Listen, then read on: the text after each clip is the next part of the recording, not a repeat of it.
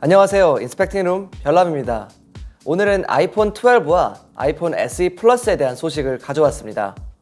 요즘 아이폰 12 디자인에 대해 얘기가 정말 많이 있는데요. 많은 분들이 가장 궁금해하시는 부분은 바로 노치에 대한 내용일 것 같습니다. 일단 애플은 아이폰 12를 기본 라인과 프로 라인으로 나눠서 출시할 것으로 보입니다.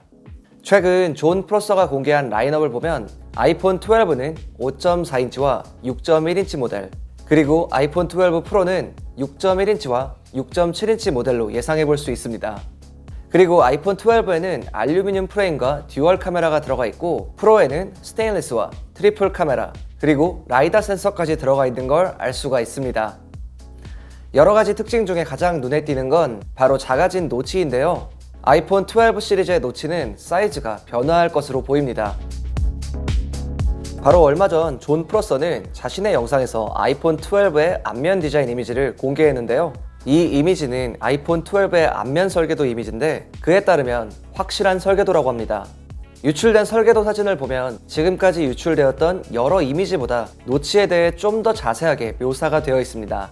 설계도를 보면 센서들이 어떻게 배치되어 있는지 알 수 있고 노치가 줄어든 것 또한 볼 수 있습니다.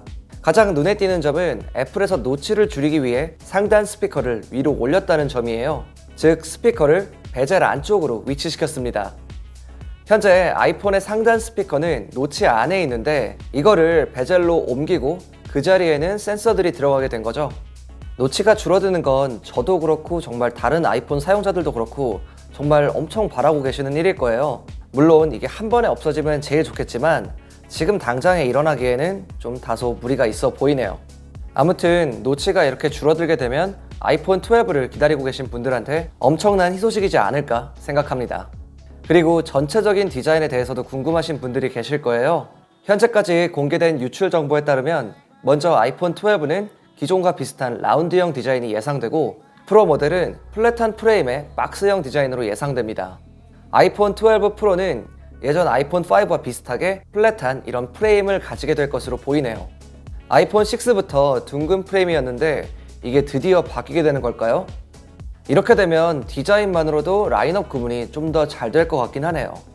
그리고 아이폰 12 프로에는 라이다 센서가 들어가면서 후면 카메라의 배치가 좀 달라지게 됩니다. 예상 디자인을 보면 기존의 오른쪽 중앙에 있던 초광각 렌즈가 위로 올라가고 그 아래에 라이다 센서가 위치한 모습입니다. 그리고 라이다 센서가 들어갔기 때문에 플래시와 마이크는 렌즈들 사이인 중앙으로 옮겨진 모습입니다. 이렇게 되면 인덕션이 4개가 되는데 제 생각에는 그렇게 이뻐질 것 같지는 않네요. 그리고 최근 여러 매체에서 아이폰 12의 출시에 대한 얘기가 많이 나오고 있는 상황인데요. 일반적으로 아이폰은 9월에 출시가 되었는데 이번 아이폰 12의 출시는 아무래도 몇 주 정도는 연기가 될 것으로 보입니다. 밍치코에 따르면 현재 애플의 엔지니어들이 중국에 갈 수 없는 상황이기 때문에 아이폰 12에 대한 품질 인증 과정을 온라인으로 시작했고 이런 변화 때문에 아이폰 12에 대한 테스트가 약 한 달 정도 지연이 됐다고 합니다.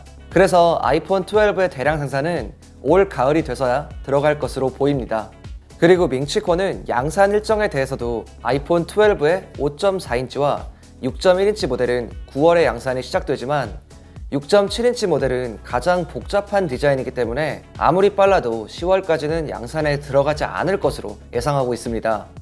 이렇게 되면 애플에서 아이폰 12 시리즈의 제품 공개를 한 번에 하더라도 6.7인치의 출시가 더 늦어질 것으로 보이네요. 그리고 5G에 대한 소식도 있습니다. 애플에서는 서브6와 밀리미터파 두 가지 방식의 5G 아이폰을 출시할 것으로 보이는데 여러 분석가들은 애플에서 서브6 5G 모델을 먼저 출시하고 내년에 밀리미터파 5G 모델을 출시할 것으로 예상하고 있습니다. 밀리미터파는 서브6보다 좀 더 빠른 5G 기술을 말하는 거예요. 이렇게 되면 애플에서는 라인업을 더 쪼개야 되는 상황이 오는데 글쎄요, 충분히 가능성은 있지만 그래도 현실적으로는 조금 무리가 있어 보이네요. 얼마 전 SE 플러스에 대한 내용을 전달해 드린 적이 있었는데요. 최근 전설 속의 아이폰 SE가 실제로 출시가 되면서 SE 플러스도 더 이상 루머에서 그치지 않고 실제로 출시가 될 가능성이 무척 높아졌다고 생각합니다. 애플은 더 큰 사이즈의 아이폰 SE를 출시해서 8 플러스를 대체할 예정으로 보입니다. 더 큰 사이즈의 아이폰 SE는 5.5인치 또는 6.1인치의 스크린 사이즈를 가지게 되며 아이폰 8 플러스를 대체하는 제품이기 때문에 이름은 아이폰 SE 플러스가 될 것으로 예상됩니다. 최근 출시된 아이폰 SE가 아이폰 8과 유사한 디자인, 그리고 4.7인치 LCD 디스플레이와 홈 버튼, A13 칩셋이 들어갔는데요. 아마도 아이폰 SE 플러스도 동일한 A13 칩셋이 들어갈 것으로 예상됩니다.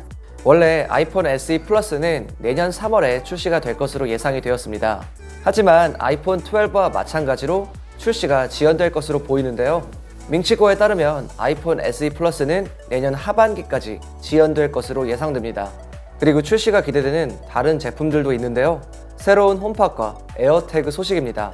블룸버그의 마크 거먼의 보도에 따르면 에어태그는 퍽 쉐입이라고 해서 아이스하키 공 있죠? 이걸 퍽이라고 하는데 이런 모양으로 나온다고 합니다.